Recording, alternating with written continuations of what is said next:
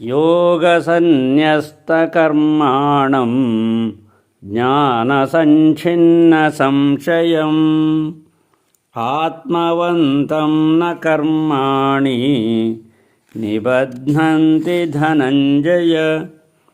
तस्मादज्ञानसम्भूतं हृत्स्थं ज्ञानासीनात्मनः छित्त्वैनं संशयं योगम् आतिष्ठोत्तिष्ठ भारत।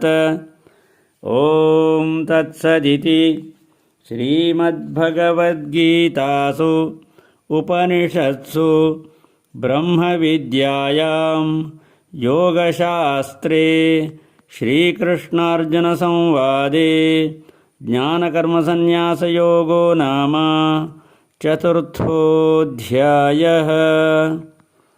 ॐ श्रीपरमात्मने नमः। श्रीमद्भगवद्गीता अथ पञ्चमोऽध्यायः।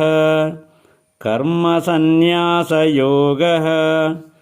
अर्जुन उवाच सन्न्यासं कर्मणां कृष्ण पुनर्योगं च शंससि यच्छ्रेय एतयोरेकं तन्मे ब्रूहि सुनिश्चितम्। श्रीभगवानुवाच सन्न्यासः कर्मयोगश्च निःश्रेयसकरावुभौ तयोस्तु कर्मसन्न्यासात् कर्मयोगो विशिष्यते।